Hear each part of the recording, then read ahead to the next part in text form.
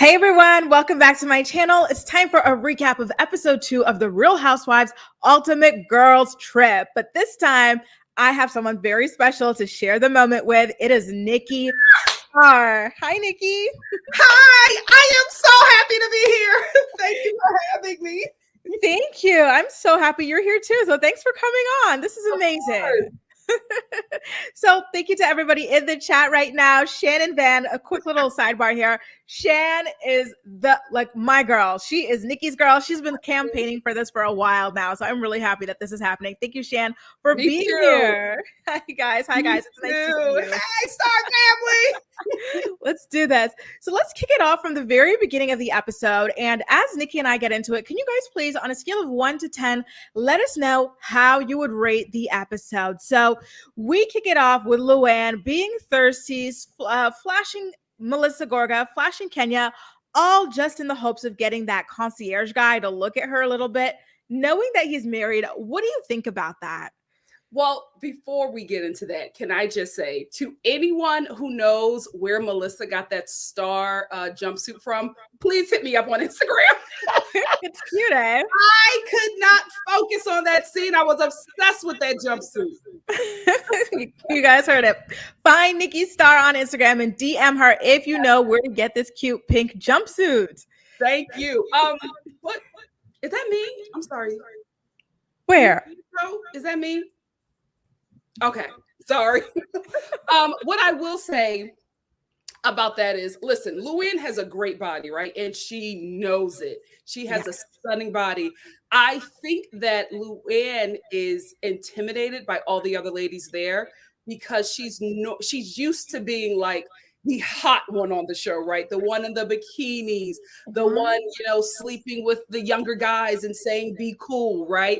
But then you have all these other women on the show who have hot bodies as well. Some are younger, some still focusing attention.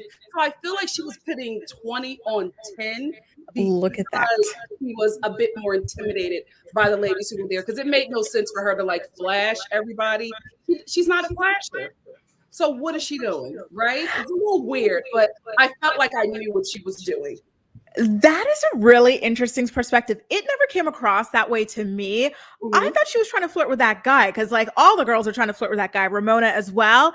But when you mention it that way, it can be true because, again, Luann is a hottie. She is one of the hotties of RHONY. But now we've got Kenya Moore. We've got Melissa Gorga. We've got Cynthia Bailey. And like, here, let me pull it up real quick. Kenya, honestly, come on. I can't. Sickening. 50-something years old. She just had a child, like in her late 40s, and she looks like this. Like, it's not even fair. I can't. Right. The titties were tittying. She looked great.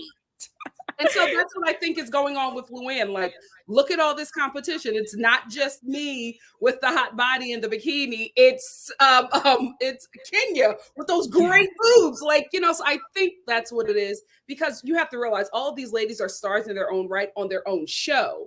But when you get on a platform like this, everybody's a star. So everybody's fighting for attention. And that's where the flashing comes in. That's what I think. That's a really good point. And now when it comes to Teresa Giudice, she's got that boyfriend of hers, or fiance now, who sent her a card for every single day that she was away. Was that thoughtful or was that a little corny or off? I see your face. What's this face saying? I love Teresa. I really, really do. She has been my fave since Prostitution Whore. And did you forget that I'm from Paterson, New Jersey, right? But this boyfriend, this fiance, Teresa, I got to be honest with you. It's giving scammer. It's giving scammer. I'm just so concerned, right? But I do think that the things that he is doing for her is very sweet. I think it's honestly something that she needs. I just want my girl to be cautious. That's all. But it's sweet. I love what he did. Like, who wouldn't want that? Like, you're on a girls' trip and your man is sending you like cards for every day that you're there. That's cute. You would definitely want that. But I'm just a little concerned. Here's my thing. First, I was like, okay, this is sweet. This is cute. But then, like, in the next scene, she's calling him. So I'm like, this to me would be really sweet if there was no communication between the two of them allowed. But like having all of this and you can still call me, like, it doesn't have the same effect. Yeah, it's a little too much too soon, but congrats, she's engaged. And the stories on that man, though, there are a couple of stories. Sorry for the echo a little bit earlier, you guys, and welcome to everybody joining us. Thanks for letting us know about it. I think it was me. I had my audio too loud on the computer, but there have been a couple of stories about Teresa Giudice's boyfriend being a little bit of a love bomber and stuff. And so, his exes have come out claiming that he's abused them and stuff. So this to me, Yeah, it's concerning. I'm just saying, girls, stay woke. Stay woke. And speaking of woke, Teresa is woke to how kind of two-faced her sister-in-law is. So in the first episode of this show, Ramona had called her a scarecrow. She confronted her about it. And then Kenya kind of stuck up for her and, told Ramona, you don't speak about people that way. And so Teresa has a little bit of a bonding moment with Cynthia where she talks about how no one has ever stood up for her like that. Not even her sister-in-law, Melissa. Did that surprise you that she said literally no one? Like, where was your husband all this time? Yeah, that doesn't surprise me about Teresa, right? We all know that Teresa embellishes everything. We all know. So that did not surprise me that she said that. I knew that she, like, when she said that no one sticks up for me, and then she said, I wish I had that with my sister-in-law. Like, I told you I love me some Teresa, but it's like Melissa cannot do enough. Melissa cannot do enough to please Teresa, because Teresa wants undying loyalty from Melissa without Melissa having her own mind. And that's just not realistic. It's just not realistic. But I do agree with what she's saying, though, to be quite honest with you, because Teresa is somebody who, if you've watched through the show, when she is loyal to you and you are her girl, she will protect you. Even if you're wrong, Teresa will be out there in them streets fighting for you. But I think she wants that same, loyalty back. But the thing about it is, when you're a friend to somebody, that is how you show your friendship. You shouldn't give love, respect, or loyalty or whatever, expecting those things back. Give it out. And if you receive it back, amen, right? But you should not do that in hopes of getting something back from someone, because then the friendship isn't real. Or are you doing this to get something back? And maybe that's what the issue is with her and Melissa. That I can agree with. My thing with Teresa is that I feel like she's still harboring resentment over the fact that Melissa and Joe kind of went behind her back to be cast on the show, and that they're still here all these years later. Mm-hmm. Now it's come out via Andy Cohen himself that Melissa and Joe were begging him to continue filming the show, put it back on the airwaves while she was in jail. She's like, this is my thing, and here they come. That's the vibe I get. Do you get that as well? Yeah, I absolutely get that. I also think that she also has not only an issue with them for getting on the show behind her back, but also remember with Kathy Wakili and her sister, the one that looked like Rosie O'Donnell. Yes, right. When they got on the show, they were trying to make their own show outside of Teresa. There was always a bit of jealousy and resentment. We saw it with Joe at his son's, I think it wasn't the baby christening, at his son's christening. Like, they always had beef because they wanted Teresa to bring them in on the show. Teresa rightfully did not want to bring them on because she wanted to be the only star, right? Mm-hmm. But having gone behind their back, having Andy bring them on, and then bringing on other people to create a narrative that Teresa is not this nice person, that Teresa is, somebody who goes after everybody. And, I think it really hurt her watching her brother diss her on national TV with her sister-in-law. Kathy, the distant cousins or whatever, I felt like she could have gotten over that. But to see her brother make this alliance with people who do not like her and come on a platform that she started for Jersey, I think that that's just something she's never going to be able to get over. And honestly, I kind of understand. Exactly. That's something they won't go back from. And she keeps taking those shots whenever she can, in regards to her sister-in-law. Mm-hmm. Now, Busy Blue, thank you so much for the super chat. I love your channel as well, by the way. I started taking a look at it after the last stream we did. Thank you so much. He says, have I died and gone to heaven? He's amazing. The duo I stand. I'm sending half here and half to Nikki. I love this collab. Amazing. Thank you so much. That's so nice of you. Thank you. true. So now, speaking of Melissa, there's a little bit of like a girl crush bromance situation, but a girlmance between Kenya and Melissa. Did that surprise you, or were you kind of like expecting that? Did you see that coming? No, it didn't surprise me at all. Didn't surprise me at all. I absolutely knew that the Atlanta and the Jersey girls were going to link up. I just knew. So when this relationship started to happen and when Cynthia and Teresa started to get close and have those moments, not shocking at all. I just knew Jersey and Atlanta have like a similar energy. So it wasn't very shocking that they would all link up and become friends. I think because like New York and Beverly Hills is like kind of, hoity-toity, trying to keep up with a certain group of people, right? Jersey and Atlanta don't have to do that. They just have to they can just be themselves and be open and honest and be high class. They can, get in the gutter if they want to. They have more freedom than the Beverly Hills girls. So I knew that they would link up in some kind of way. I really thought that it would be Teresa and Kenya who would link up. I didn't think Teresa and Cynthia will link up or that Melissa and Kenya will link up. So that coupling is shocking, but I'm not shocked at all that Jersey and Atlanta came together. I knew it. Similar energy all around. It's funny that you put it that way because I noticed, of course, we were talking about it earlier, Teresa and Cynthia linking up. And of course, now Kenya and Melissa syncing up. But it didn't click to me that it was a Jersey and Atlanta synchronization. Yep. Here's the thing, though. I feel like Cynthia's friendship, her budding friendship with Teresa is more genuine, maybe in a certain respect than Melissa and Kenya's. I kind of feel like Melissa and Kenya just have a crush on each other because they're both like the hotties, right? That's what it is. It's the hot girl link up. That's exactly what it is. It's like you're hot and fun. I'm hot and fun. Let's be hot and fun together. That's exactly what it is. But Teresa and Cynthia are real. I feel like they're connecting on a real friendship level. And I think after the show, I feel like they still talk, right? But I think with Melissa and Kenya, I don't think they'll talk, but I think they'll talk like, hey girl, I'm in town. What's the hottest clubs? Are you coming? That's what I get. Exactly. It's still a vibe, but like it's a different kind of a vibe. Absolutely. Now, they've started already painting Cynthia as the jealous, friend in the corner. What did you think about them painting that way, especially hot off the heels of a scene of her making her own friendship? Well, that's who Cynthia is. Like Cynthia, love her. She is definitely a sweetie, but Cynthia does not like sharing her friends. She went through the same thing with Nene. Like any friend that especially if she feels like you're a friend off the show and like a real life friend, she does not like sharing her friends.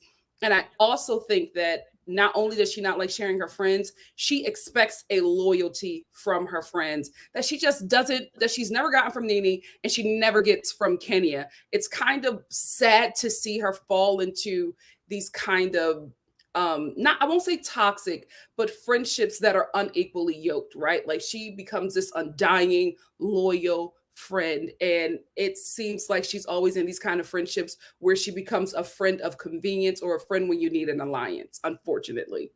Is she doing too much though then? Like if no one can reciprocate this level of friendship to the, where it's almost like you want them to be your girlfriend or something, like, because I just did a rewatch of the early seasons of Atlanta up to 4, and Cynthia was kind of weird. She was kind of creepy when it came to Nene and stuff. And I feel like on her side, it might not be healthy what she wants in a friendship, Yeah, I do agree. I think that like when Cynthia did talk about her friendships, right?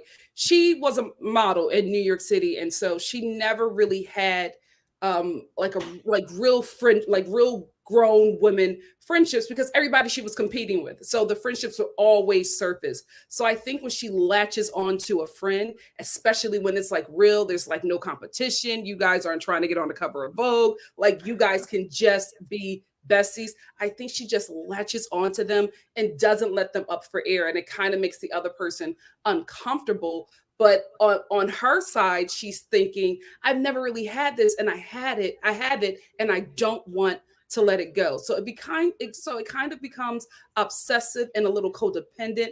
But if you understand her background, you get it. It still is extremely uncomfortable for the other person in the friendship with her. Exactly. I think if she goes to maybe like some sort of therapy or to get some kind of help for like whatever this attachment style that she's got, she could have much healthier and longer lasting friendships. Absolutely. And now, Speaking of friendships, there's a new one forming between Teresa Giudice and Ramona. They're bonding over the fact that they both had literally the exact same jobs. They were buyers for Macy's in the Calvin Klein department. And it turns out Teresa isn't as dumb as she seems, I guess. Yeah. Teresa definitely plays that up. I mean, it's there, but she plays it up. Right. Do you think that this is a friendship that could last? Because I don't know that it could last really all that much. Because if you remember in the early seasons of Roni, Ramona couldn't even go to Brooklyn. She was scared to go to Brooklyn. So do you think she could be like down with the whole Jersey thing? Absolutely not. This friendship, this bonding or whatever will not last long. Here is why. Ramona has a mouth. Ramona is very slick and Ramona is very calculated. Those games that she plays on New York with the ladies who still remain her friend, because in New York it's kind of different, right? Mm-hmm.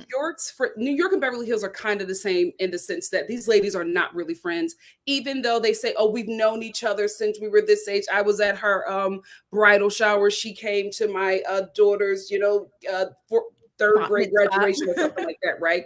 They have these long friendships, but it's not really friendships. It's friendships of convenience, right? So I'm friends with her because she dated the CEO of Saks. You don't really like this broad, but you want to remain her friend because there are opportunities connected to this person. So that is how New York and Beverly Hills are very similar, right? Jersey and Atlanta, these ladies have been besties for, years. They really know each other. They're family. They went to the same high school. They dated the same guy. Like, there's actual history. They didn't go out and choose each other because of opportunities. Life brought them together. So that's the difference. So Ramona can do whatever she wants and say whatever she wants to these ladies. They'll still remain connected to her and she'll still remain connected to them because of opportunities, right? You can't do that stuff with Teresa. Teresa don't want to be in your circle.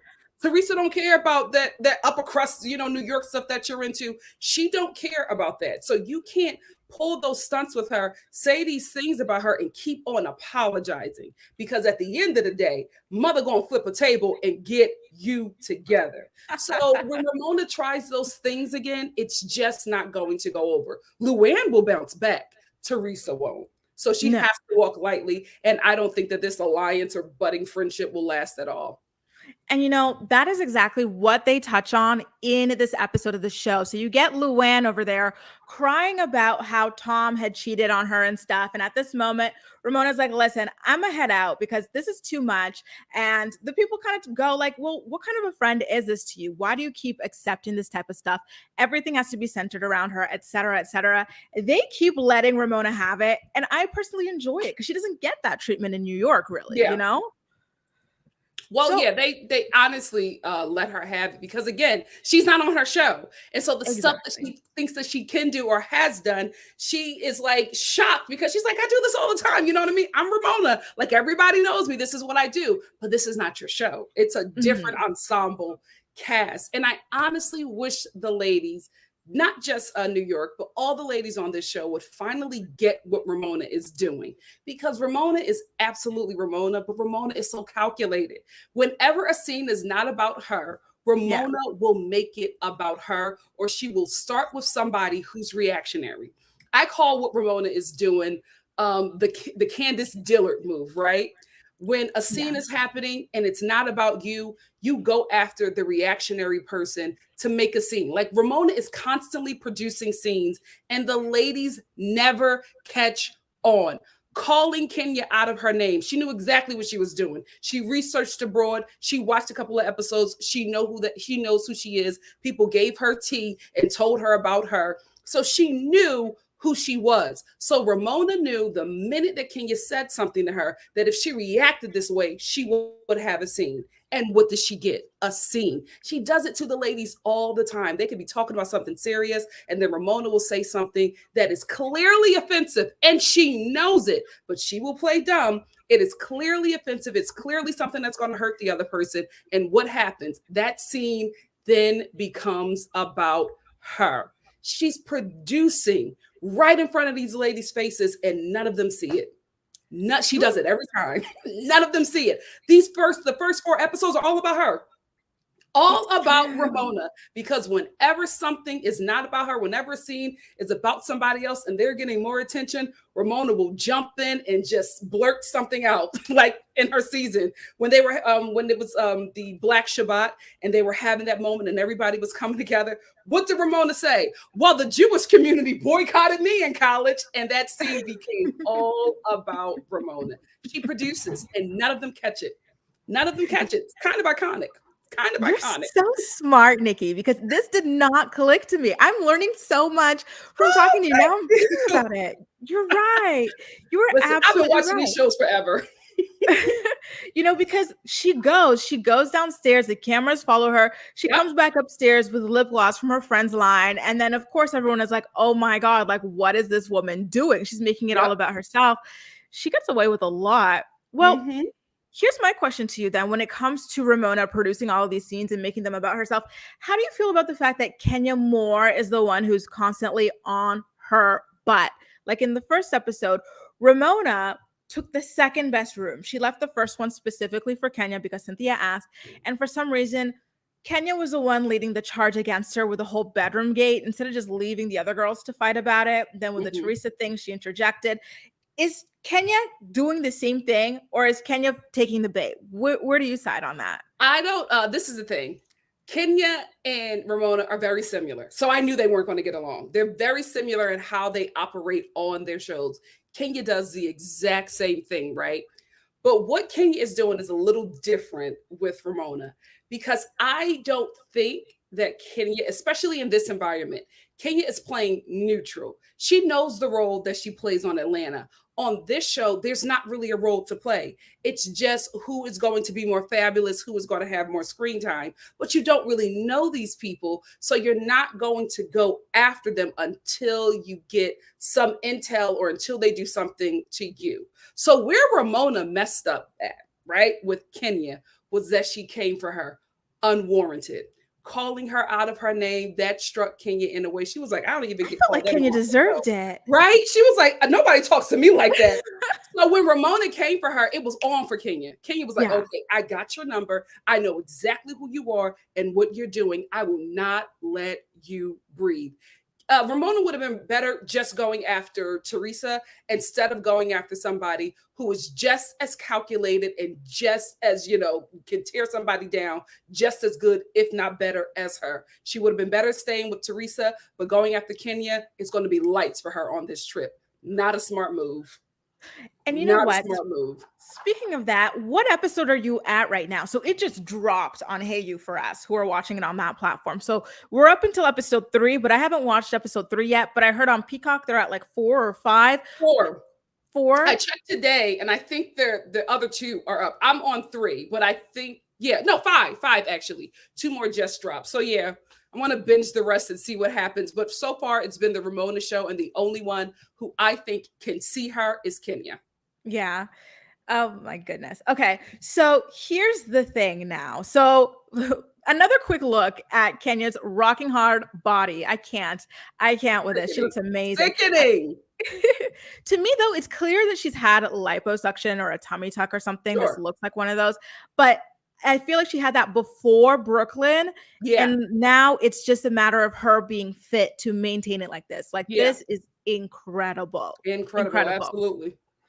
So, speaking of beauties, here Cynthia is talking to Kyle Richards about their husbands and women creeping into their DMs. So, Mike, have you heard all of the scandal around Cynthia Bailey's husband, Mike, and those women? Do Yeah. you believe it? No, I like Mike.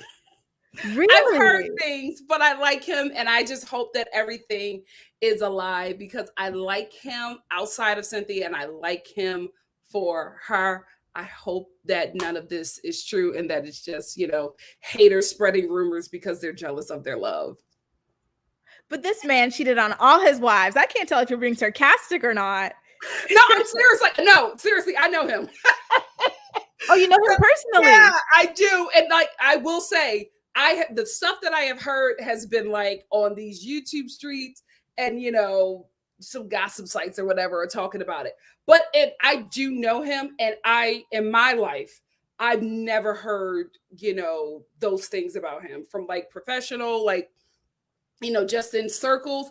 I haven't heard those things. I didn't know he cheated on all of every woman he's ever been with until he said it on the show. What Yeah. is known about him in the streets that I know is that he's a constant gentleman and a constant professional. I, hung out with him. It's never been anything inappropriate. He is, a good guy. And he talks about Cynthia all the time. So from my own experience, I think that they're the real deal. And I think that he's a really good guy. But I gotta be honest with you, I'm hearing stuff. I'm not gonna ask him, but I'm hearing things and I'm like, Yeah. it's far too many stories. I pray that it's, not true because, I like them both. I really, really Yeah. do. I get it. Well, listen, in this conversation, they kind of talk about that, like women sending him pics or something like that. But Kyle starts to kind of open up about something that has been rumored about her since I believe season 2 or 3 of Beverly Hills, which is that Mauricio cheats on her. So here she says that she runs his Instagram account and women throw like themselves at him. But then later on in the night, when she and Melissa are talking, they talk a little bit about how they are scared, like whenever they go on girls' trips and stuff, that their husbands might be cheating. What did you think about that shocking revelation from Kyle? Like, finally, after all of these rumors. Well, I wasn't shocked. We have to be honest, right? Mauricio's hot, right? He's been hot from the day we saw him on this show. He's what, the second hottest husband in the entire franchise next to Juan Dixon. So it's not shocking that his DMs are flooded, right? N- Mhm. and I think we were kind of waiting for her to finally speak on it. We didn't know that it wouldn't be her show. It would be, this Peacock show. So, I'm glad that we finally got her saying something about it, like acknowledging the fact that there have been rumors, there are, women who are very open and honest about wanting to be with him. I was not shocked that his DMs were flooded. I was not shocked that Kyle, it's still feeling some way about that, because at the end of the day, you're getting older, you think everything is slowing down, but your husband is getting hotter, right? That's So the thing that about is men. They get concerning hotter. to you, right? Yeah. You're aging, you're slowing down, and you're just like, all right, this is the time where we just become old, rickety people. Your man's not getting rickety. Your man is getting hotter. So there's, of course, that's going to be, an issue for a woman who has had body image issues her entire life. I will say, watching this show, although it doesn't give some of the, mess that we love on the, these ladies' other shows, I will say I like seeing a vulnerable side, an honest and vulnerable side to these ladies. I really, really do. Me too. When it came to, and by the way, I always forget about Catherine. She and her husband were so hot. That Donnie guy on her. Oh yes, no, he's now. If he was still on the show, he would be the hottest husband. I Definitely the agree. hottest husband. I will give you that. So, Melissa explained like her fear when it comes to Joe Gorgo was because her father was always cheating on the mother and she always knew about it. So she grew up with that kind of a trauma, like that all men cheat. And then Teresa talks about how they became very jealous with each other when they got together and that neither of them were allowed to have friends. Was that something that you noticed watching Jersey? I have to admit, I don't really watch Jersey. I'm doing like a watch of everything from the beginning now, and Jersey's on my list. I started a few, but like, did you notice that like they don't really have friends outside of each other or family? Oh yeah, absolutely. When have we met any of Melissa's friends outside of her sisters? Like that is their relationship. I also think that Melissa, there's no way that she can't recognize that her husband is very flirtatious with anybody, right? And that he's a very touchy feely kind of person. And then putting a man like that, even though, he's not the ideal man for a lot of women, but there are women who will like to be taken care of, like Melissa. And then you have this man who's just like, I will take care of you. You don't need to work and all of this stuff. Like that is probably attractive to, some A women. lot. So to not Yeah. only have this husband that is very touchy-feely, very flirtatious, and then know that you're putting him on this platform where women can see how, he takes care of you financially, absolutely nervous. Absolutely nervous, absolutely have some insecurity. So I wasn't shocked when she said that at all. I'm just like, if you've watched the season, if you watched them since they've been on the show, you know we have never met any of Melissa's friends because she No. has not. That's Very sad. sad. Very Here's the sad. thing. Melissa is so hot, like, especially with her body and stuff and Yeah. like her personality. Like, she's forever young in terms of spirit. Mhm. I feel like, listen, if Joe ever cheated on her, he would be the one taking the L because I think the majority of his income now comes from whatever she's got going on. I think she's the breadwinner because doesn't he have a lot of issues concerning his construction? Like maybe he's Yeah. not building the best quality. Apparently he was stealing photos from other people's finished projects and stuff. I don't Mhm. believe he's got money like that. So I think it's Melissa now and she's hot. Like I feel like she'd be good. Yeah, I think she will absolutely she will be good, but she has to believe that, right? Yeah. She has to believe that without him she will do well. And it seems like she was raised in an environment where you can't the women don't think like that. So I think it's probably very scary for her to even imagine a world without, being single, not having a husband there to take care of everything because she was raised to be a homemaker. So a life outside of Joe, which is why he does not want her to do too much, it's very frightening for her. He doesn't want her to get out there and see that the world is not that scary on your own, that you can probably do it and do better and probably get a better quality of man. Like he doesn't want her to see that. And to be quite honest with you, she's too afraid of that to even try to experience something like that. So she will do great, but she has to believe that. And I don't think she does. And that makes me a little bit nervous, right? Like, what is going on in that marriage where someone this beautiful and charismatic and like hardworking and stuff doesn't believe that they are all of these amazing things that they are? You know what I mean? Like, it makes me kind of worried. Yeah. Loretta says they definitely think they're tied to. Yeah, it's true. And Audrey was asking earlier, how would you rate Mark Daly in terms of attractiveness, like on the overall higher? What's your top like three to five? Top three, the first guy that we talked about, not Mauricio, Catherine's husband. If he was still on the show, like, bam, he would be my top husband. Second is definitely Juan Dixon. Third is Mauricio. Nice. That's I'm trying to think of. I can't think of any hotter husband. There isn't. That's it. I love Monique's Rich Chris. Which one? Monique's husband, Rich Chris. The football player. You know what? I'm going to be honest with you. The finances. No. The finances out. He would definitely be up there. Juan, but like, I don't know. And then I actually personally don't find Mauricio attractive. I think he's so overrated. I think now he's getting there, but like, no. And then the whole marijuana personality doesn't really work for me. Yeah. So it would be those three with like a Donnie or something like that. Is there anyone else from RHUGT that was? No. Yeah. Nope. It's slim pickings out here, ladies. It's slim pickings. Slim pickings because some women marry for love and you can tell that the majority marry for money. Exactly. We're looking at you, Ashley Darby, Juan Dixon. I was attracted to him. So please. Stop. By the way, you guys, if you're enjoying this, please make sure to give this stream a thumbs up. That would really help us land in your algorithm for future videos. And I do have a link in the description box for Nikki's channel. Please subscribe. She does a lot of pop culture videos and recaps. Everything from Bravo Universe. Obviously, she's an encyclopedia there, but she also covers 90 Day Fiancé and other shows as well. So the link is in the description box down below. Please subscribe to her channel as well. So speaking about Ramona being a producer, here's the thing. She was causing all this mess, being all this shady stuff. But now all of a sudden at the Red or Get Red, where she's supposed to do it, she insists on not throwing any shade. Is that her being manipulative again? Absolutely. Absolutely. That is her trying to make the scene about her. And for the moment, it was until Kyle took the trophy. Well, what the hell was that?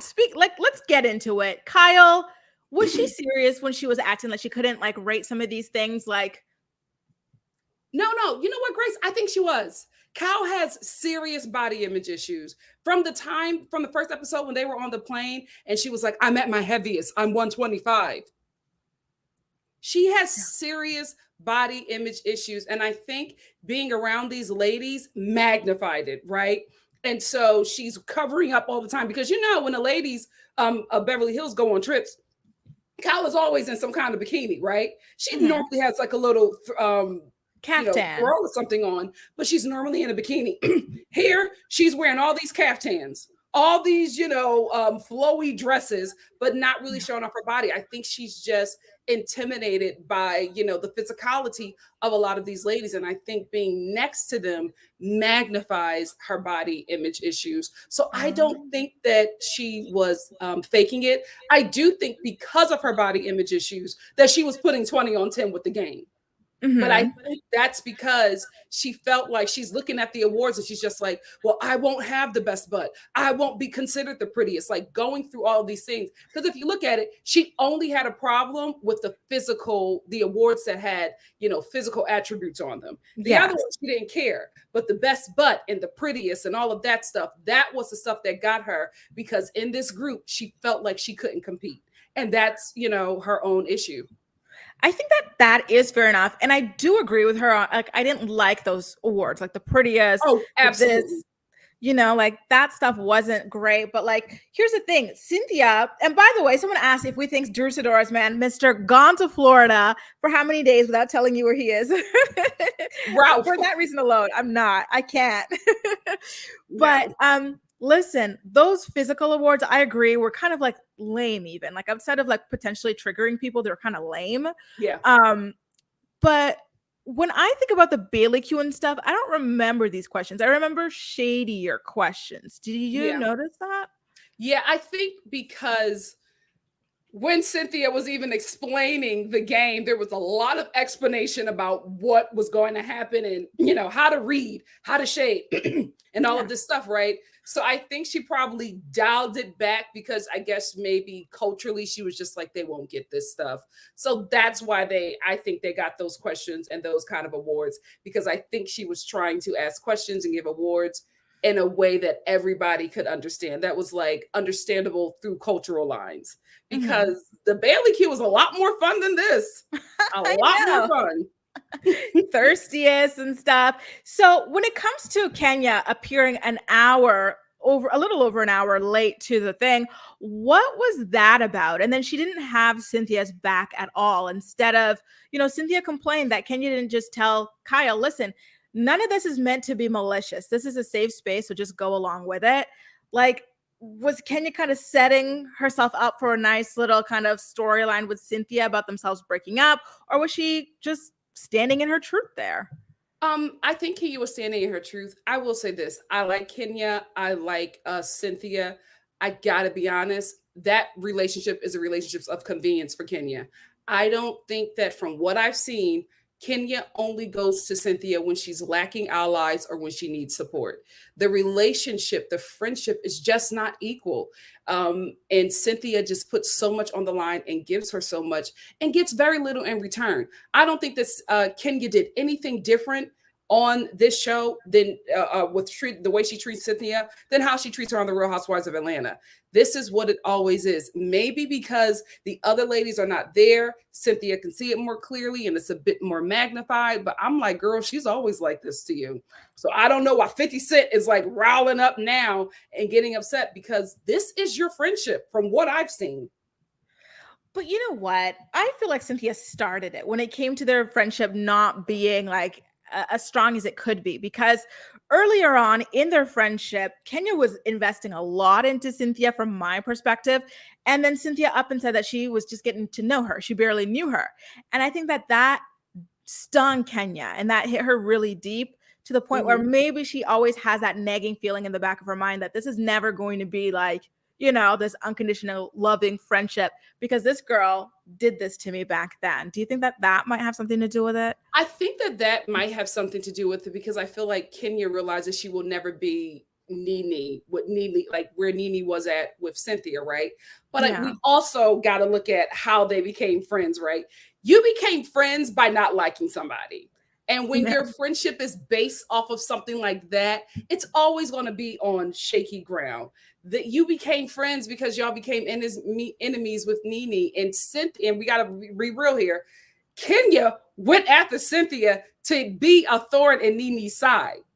Yeah, because she did the same with was the Marlo. one telling Cynthia that Nene was not a good friend to her. And she was doing that to go after Nene because Nene would not like give Kenya the respect that, you know, she believed that she deserved. So when she realized that her and Nene were just not going to be friends, she became her biggest enemy. And what did she do? Go after her most loyalist ally.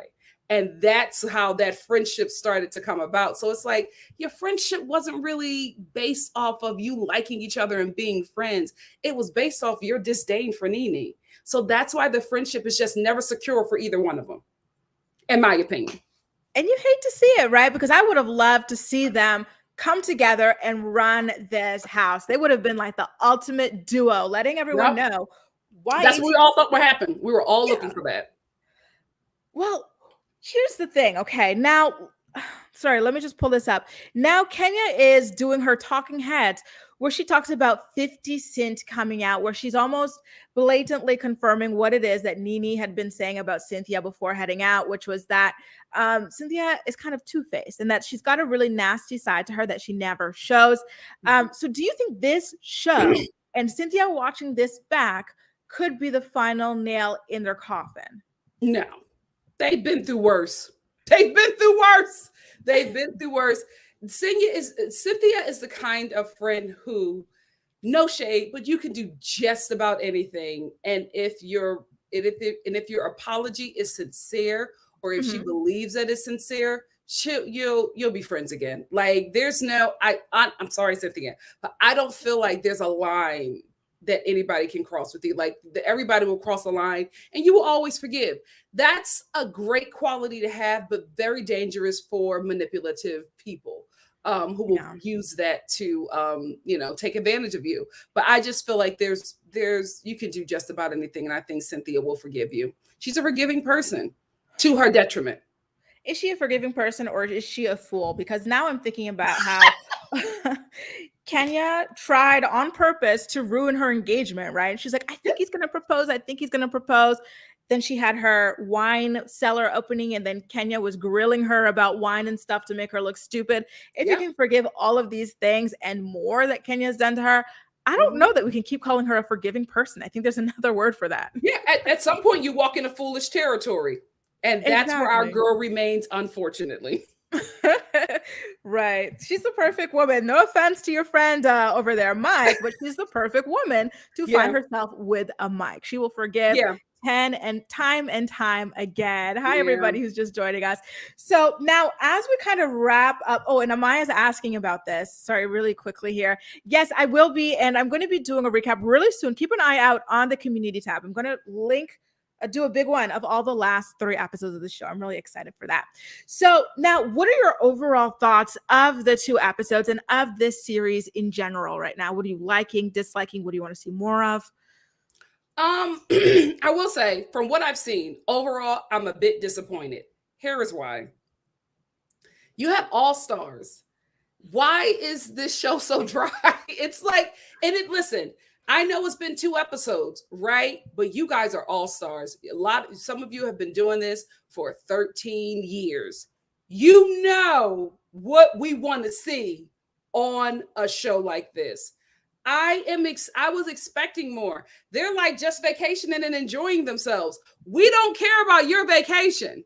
We're tuning in to see the most iconic housewives from a lot of the shows from the housewife shows that we watch come together and get it started. Whether it be mess, whether it be shade, whether it be comedic moments, we're waiting for this to happen. Like episode 1 was cute, episode 2 was cute, but I'm expecting more from All Stars.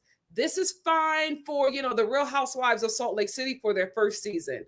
Not all these All Stars. I was expecting more. I wanted to, maybe we need Bethany on it. I don't know, but I wanted to see a bit more shade. I'm not saying I want to see conflict, but where are the reads, right?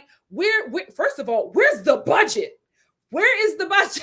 What's the confessionals are giving Real World season 1. Like, it's just, I was expecting more. And I'm just Maybe we'll have to get it when all the ladies vacation at Dorinda's Curse Manor. Maybe that, Yes. but I was just expecting more, and I'm still waiting. Still waiting. Well, I think for that, like the casting was a little bit off in that respect. Like when I think about Melissa Gorga, I don't think about all this like fun, witty, shady stuff. Same thing with Kyle. I think she's been able to coast off of other strong personalities surrounding her. Yep. I just don't see it. And I feel like Teresa doesn't go out of her way to find drama with people. If people find drama with her, then they'll have it, but she's forgiving too.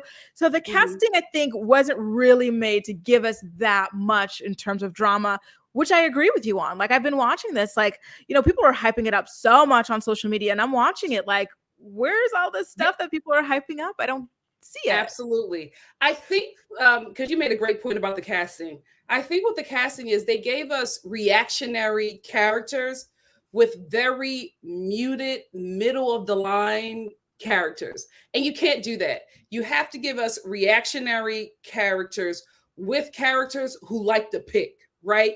You got to have, a Sheree Whitfield on that show, right? You got to have a Marlo on that show. You have to have a Jennifer.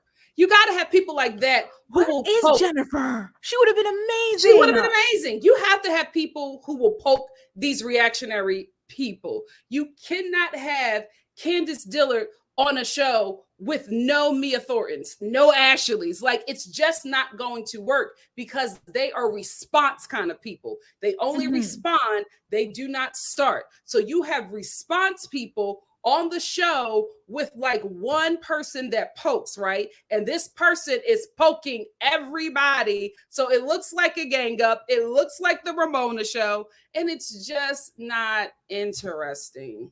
The casting is definitely off, and you were definitely right about that one. You know what? I want to do a quick thing with you now that we see this. Like, now that we have an all-star thing with a lot of OGs and stuff, can we say like who really truly lives up to the name of an all-star based off this? I'm going to do this with Nikki and all of you guys in the chat as well. Okay. So give me one quick second. I'm going to share my screen. Chrome tab, Housewives Ultimate Girls Trip. So this is the list of the cast for season 1. So now, based off of what they're bringing so far to RHUGT, Cynthia Bailey, would you consider her to be a true all-star? Yes or no? I love Cynthia, but no. No, me neither. I don't think, I'm surprised she was ever considered for a show like this. It's Cynthia. Like, people have been begging for her to be fired for a long time for being boring. So why bring her to this kind of a show?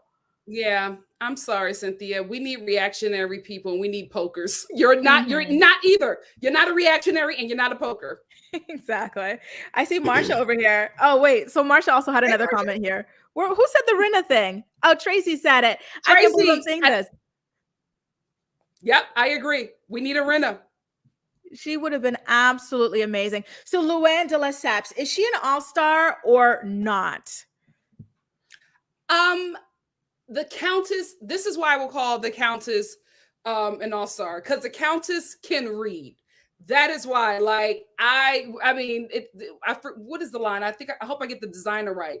Darling, even Louis Vuitton makes mistakes. Like, she is good with a nice little upper class read. So that is why I will give her the all-star. She is also someone who will take one for the team. And by taking one, I mean taking down a man on camera sexually. Yes. So she's an all-star. That I can agree with. And how about Teresa Giudice? I think this one's going to be a little bit controversial. I wouldn't say so. Prostitution whore, table flipper, absolute all-star. Absolute all-star. I'm not seeing it so far on the girls' trip. I think that she could. Well, see, the thing is, there's no pokers. There's only one poker, and that's Ramona. And she can't poke her all the time. She got to poke different cast members. Ramona's exhausted. She's exhausted.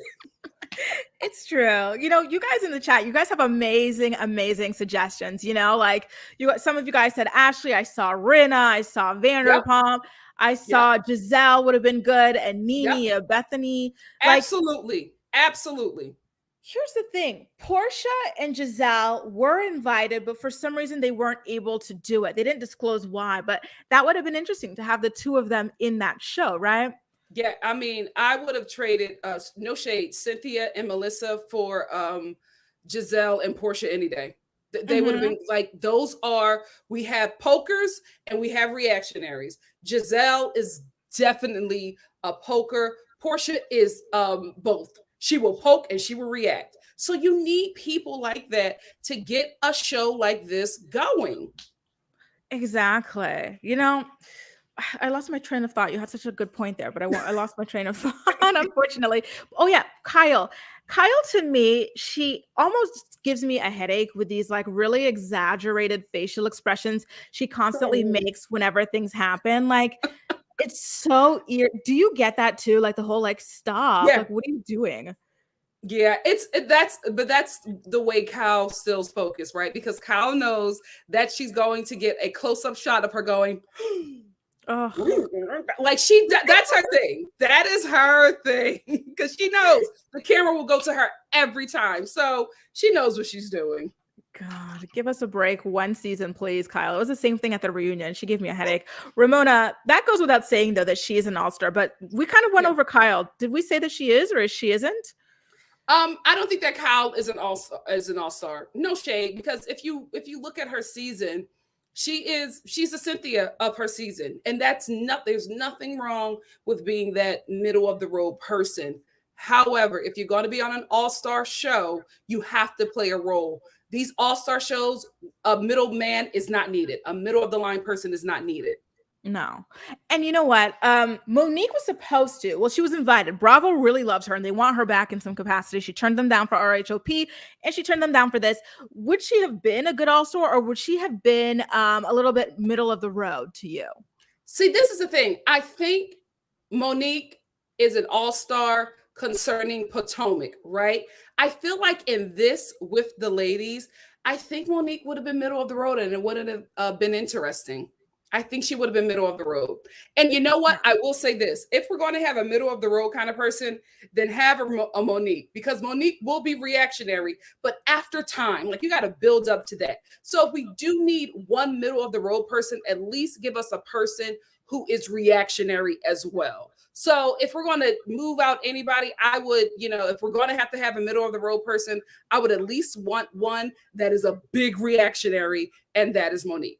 Exactly. That is what I was looking for. I don't know why. Well, listen, she says she's just tired of Bravo in general, but I wish she would have done this at least, to keep her away from the Potomac girls.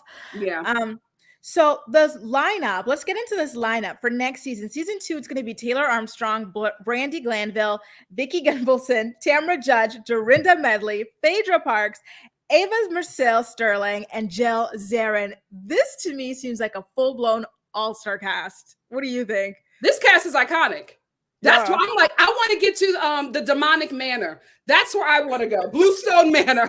I'm sorry, Dorinda. That's where I want to go. Look at that cast. Reactionaries and pokers all in the same cast. We have one middle of the road person, and that person can read for filth. That is going to be an iconic season. I'm sorry, season 1, you did not give what you're supposed to have gave. Season 2 is going to bring it. I can't wait to get there. I know. I feel like we're not going to be able to catch our breath between Brandy Glanville, Vicki Gunvalson, Tamra Judge, Phaedra, and Jill is messy too. But like she's going to be a quiet messy. But between those first few, we're going to be gasping, I feel like. Jill is going to be, I'm telling you, Jill is going to be middle of the road, but Jill is messy. So she's going to get caught in some stuff. So it will not be boring. Every episode is going to be just iconic. And I'm telling you, as soon as they throw liquor in the mix, as soon as them ladies start sipping on some little apple martinis, baby, we got a season. I can't wait. I cannot wait. It is going down. You guys, thank you so much for having joined us for a recap of episode 2 of the Real Housewives Ultimate Girls Trip. And thank you, Nikki, for being here as well. Thank you for having me. I loved it. Of course. I'm going to have Nikki on the channel for more videos about this show and other shows as well. And hopefully season 2 as well, if you're down for it. Oh, I'm down. Let's go. Yay. So if you enjoyed this video, please make sure to give it a thumbs up on your way out. We truly appreciate it. And again, I've got the link to Nikki's YouTube channel in the description box down below. Please subscribe to her so that you can keep up with both of us as we recap and talk about pop culture. And a quick shout out again to Shannon Van for moderating and Just the Tea as well. Thank you all so much. And we'll see you in the next video. Bye, Bye guys. guys.